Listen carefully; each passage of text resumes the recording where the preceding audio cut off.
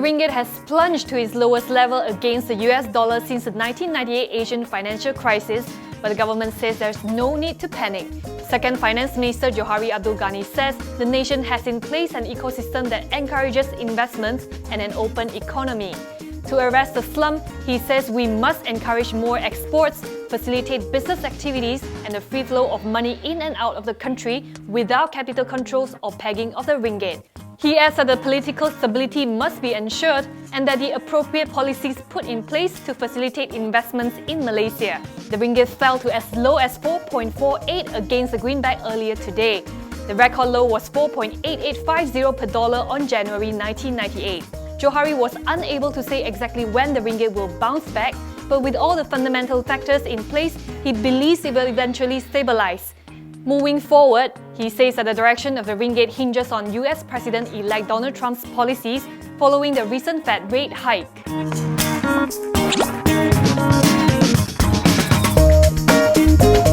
Consortium Asia Petrohub or KP Hub expects to raise $180 billion over the next 5 years for its oil refinery construction project in Kedah.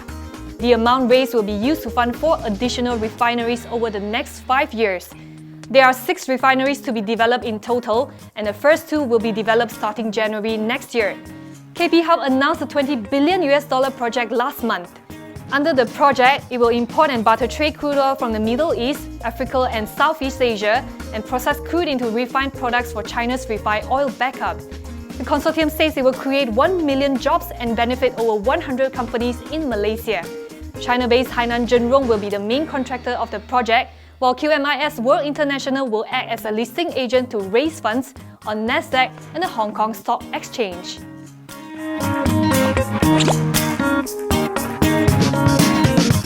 Govt Holdings is snapping up multiple pieces of leasehold commercial land with a collective land size of 10.74 acres adjacent to Bukit Jalil City.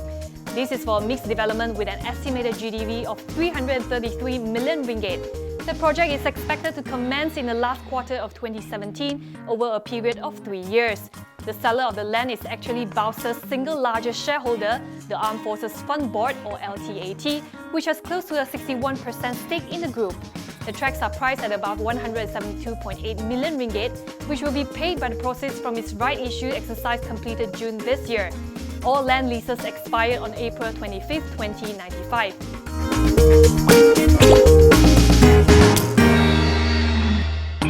Just listed animal health solution provider Ronma Holdings Berhad plans to focus on the regional market, mainly Indonesia, Thailand, Vietnam and the Philippines. Managing Director Lim Ban Kiong says the company is also looking to expand its product range, both food ingredients and animal health, as well as its products. Ronma had an oversubscription rate of 22.46 times for its public portion. The exercise entails a public issue of about 42 million new shares at an issue price of 75 cents per share. The proceeds of about 31.6 million ringgit will be used for its capital expenditure, which includes the construction of a new plant in Nilai and purchase of machineries and equipment, as well as the construction of a new warehouse in Klang.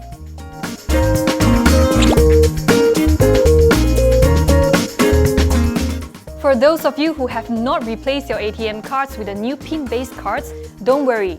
Bank Negara says you can still continue using them for cash withdrawals at the ATMs. It also says that there's no truth to claims that you will be charged a fee if you don't replace your cards. The central bank explains that the replacement of the signature-based payment cards with the new PIN-based cards is to enhance the security of card usage at point-of-sale terminals.